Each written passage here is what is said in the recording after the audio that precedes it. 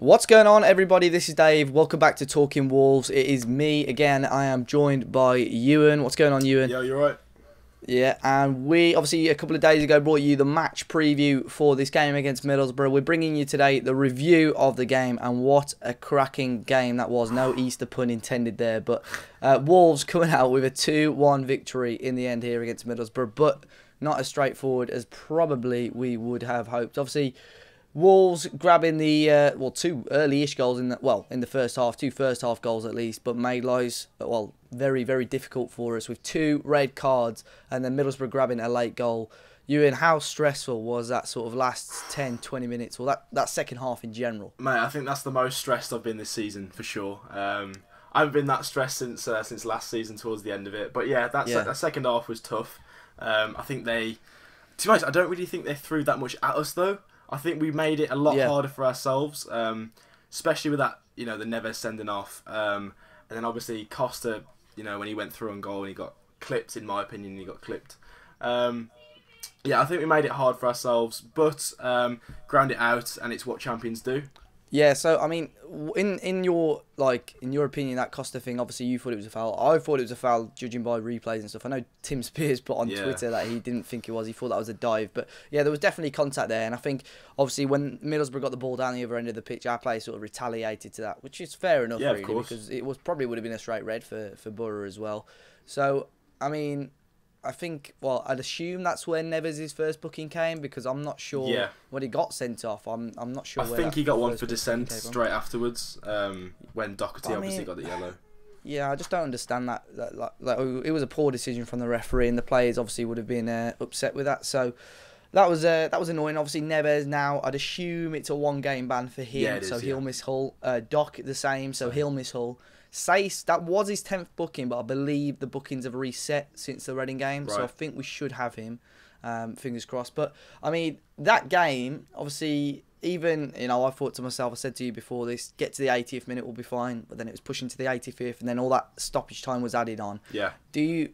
How important do you think this game will be in the next couple of weeks or so? I think psychologically that was really important to get that win there, to grind it out. I think it's had a backwards effect as the Norwich game did. I think because we conceded so late in that Norwich game, it sort of knocked us for 6 for the next couple of games. But I think this is going to have the exact opposite effect with this one, and I think that we'll go into Tuesday now raring to go, wanting to prove a point, and then Cardiff, obviously that big game on Friday.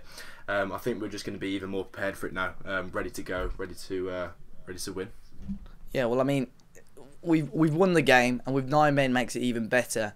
If Middlesbrough did, for argument's sake, score another goal, would you have been upset that we dropped points, even though we had 9 men? Like I said in our match preview, I thought it was going to be a 1-1 or a draw at least. So at the beginning of the game, I'd have took a 2-2. But when you're 2-0 up, and you're sort of coasting, especially in the end of the first half, I think to come away with 1 point in that scenario would have been poor. But we did have 9 men, so obviously we ground it out. So I'm not too sure, but obviously we're all happy with the 3 points. So what about yourself? What would you I think that's the same. I mean, you can see it from both sides. I mean, we probably would have been happy with a point, but to have been 2-0 up, and then before the game we would have taken a point, but to be 2-0 up at half time, we're in such a confident and comfortable position. I mean, the first red card came 56th minute, so there's still sort of 35 minutes to go plus stoppages. I would have been disappointed. But at the same time, to go down to 9 men and hold on for 35 minutes with only conceding 1 goal against a team that are doing so well, I think that was a good result. But I mean, in the preview, we highlighted a couple of key men: Adama Traore, Patrick Bamford. I mean, Traore was unbelievable. He's really good, and you could see how quick he was as well. Yeah. I know the Sky reporters, Willy Bolly was worrying, and in the first couple of minutes, first 10 minutes, Bolly was struggling, especially with that pace of Traore as well. And then Morgan came on for a little bit at right wing back. I don't think, he did get skinned a couple of times, but we know he's not a defender. We know he's sort of an attacking midfielder. Doc now obviously suspended. Who would you put in at that right wing back slot? Yeah, well, it's a tough one. I was thinking about this before we came on, and I think obviously because Filifoso isn't fit or anything, obviously we don't really have any proper cover. But I think you've got to put Vinagre in and try him there. I think to be honest, that's the only logical option. Fosuai today, I believe, played 120 minutes for the reserves. Oh, did they beat Albion today?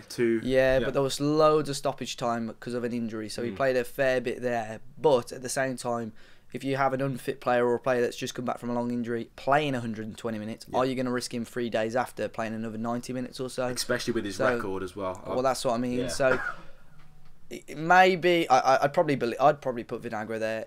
But we've seen Bennett there earlier in the season. Maybe introduce Bart, House, maybe get a shout, or Miranda maybe as a long shot. Or we've seen Oscar Burr earlier on in the season in the League Cup as well. So there is a few options there, although probably not ideal options for Wolves. No. But in the meantime, I mean, that was a fantastic victory. We do have one Wolves fan who wants to give his thoughts on the game. We've got Matthew Morgan, who sent us in a little review. So you can check out his little YouTube channel in the description down below, and here are his thoughts on the game. Well, what a game. You know, so surprised we managed to hold on, but we look so good in defence. Well, just everyone who finished the game played well. You know, Bolle, Cody, you know, putting on some brilliant blocks in the last 5 or 10 minutes. Ruddy making the odd good save or two. Sace played proper well, you know. You could tell at the end there he was absolutely knackered, he'd given it all. Cavallero played well before he was sacrificed due to the Neves sending off. But yeah, everyone played well. As for the sending offs, Ruben Neves, do I think it was a red card?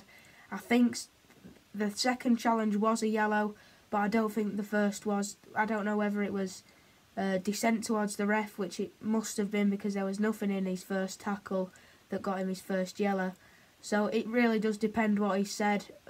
But yeah, it shouldn't really be a yellow. He should get a warning. As for Doherty, not a chance. It was a red card. You know, had his eyes fixed on the ball, and it's just bad luck that he's clattered him because he's stronger than a friend, I think it was. So yeah, don't think they were either red cards. I can understand the Neves one, but not really the Doherty one. But yeah, we played proper well today. Especially defence. You can see why we have got the best away defence record in the league. And yeah, it's just going to be interesting to see how we do on Hull now without Neves and without Doherty, 2 key players. But yeah, as long as they're back for the Cardiff game, that will be brilliant because we're going to need them, because that could decide who wins the league ultimately. So yeah, brilliant game today. All the boys played well, and the crowd was brilliant as well. And Nuno's passion. What a man. What a man Nuno is, you know. I love him. So then, that was an absolutely fantastic 3 points in the end. Wolves, I mean, Ewan, last thought. Do you think we overreacted at the final whistle? I've already seen a few thoughts on Twitter about it, but... I personally don't think so. I'm not sure what Don Goodman was, what he was going on about there. I think you've just beat Middlesbrough away for the first time, and like we said yesterday, 65, 70 years. You're going to run on the pitch, you're going to be excited. With nine men as well. It's not like Middlesbrough like towards the bottom of the league. They're a team chasing promotion as well. Exactly. It is a massive victory for us. If we lost today, Cardiff could go level on points with us if they won the game in hand. It was massive for us today. We got the 3 points. Definitely. It's a massive 3 points for Wolves. And hopefully, fingers crossed, a week today, we may well confirm promotion. Yeah, let's go. That's it. So hopefully you guys will see us again soon. If you did enjoy today's review, let us know your thoughts on the game down below, what you thought of the match, the refereeing decisions, the goals and all sorts, because all 3 goals were pretty well worked, to be fair. Make sure you smash the like button down below and subscribe to the channel. You can check out mine and Ewan's channel and Twitters in the description. And until next time, guys, hopefully we'll see you very, very soon. Goodbye. Peace.